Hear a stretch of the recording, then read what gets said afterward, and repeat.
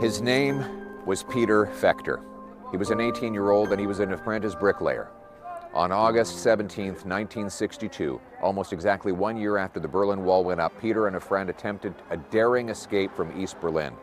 They waited until the guards weren't looking, sprinted across no man's land and began to scale the wall. His friend made it over, but Peter wasn't so lucky.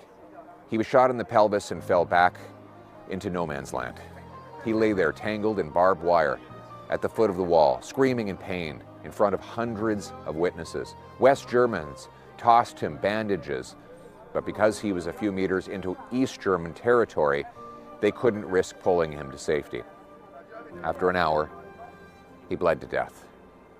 Right here in this area, in this space, along this wall, which separated freedom from tyranny, the death strip. The East German government called this wall the, quote, anti-fascist protection rampart. That, of course, was typical socialist doublespeak, the totalitarian abuse of language that George Orwell warned about in his great novel, 1984. In fact, the wall wasn't built to keep West Germans out, but to keep East Germans in. The wall was not an expression of strength, it was an admission of weakness. It was the communist regime's admission that it couldn't deliver better conditions than the Free West. If it thought it could, then it would have built a giant gate and opened it up to welcome all the refugees from capitalism. But of course, no such refugees ever existed, or ever will exist. More than 1,000 people died trying to escape East Germany for the West, about 140 of them here at the Berlin Wall. Some were shot by guards, others attacked by dogs, others still drowned in the river that ran parallel to parts of the wall. Each person who tried to escape knew what the risks were. But they were prepared to jump into a freezing river, swept with spotlights and machine gun fire, because that was the price necessary in order to potentially achieve their precious freedom.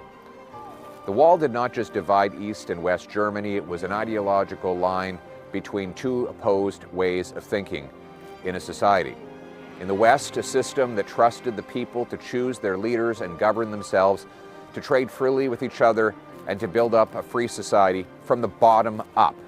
In the East, a system that believed decisions must be made by people who were technocratic experts on the top, who could organize the economy better than the invisible hand. Because the two systems were walled off from each other, literally and metaphorically, it was a real-world experiment to test which system was better. The results were brutally conclusive. The West produced unprecedented levels of wealth and cultural flourishing, while the East found that its system was so unpopular that it had to create state departments of surveillance and terror to keep people from leaving or revolting. Estimates of deaths under Soviet communism range from 20 million to 60 million. Famines, gulags, forced relocations, the Stasi, the KGB. These are now bywords for tyranny and the depths of human suffering. It's now been almost 40 years since the Berlin Wall came down. Checkpoint Charlie, which was the biggest checkpoint along the wall, is now a tourist attraction, a place for selfies. As the reality of the Cold War fades into history, it's easy to forget the lessons of that time. Freedom, democracy, and government is meant to be the servant and not the master of the people. These are not just slogans. They are the difference between a city like modern Berlin, where people pass through this former checkpoint without thinking, or a society where people will literally risk death to get from one side to the other.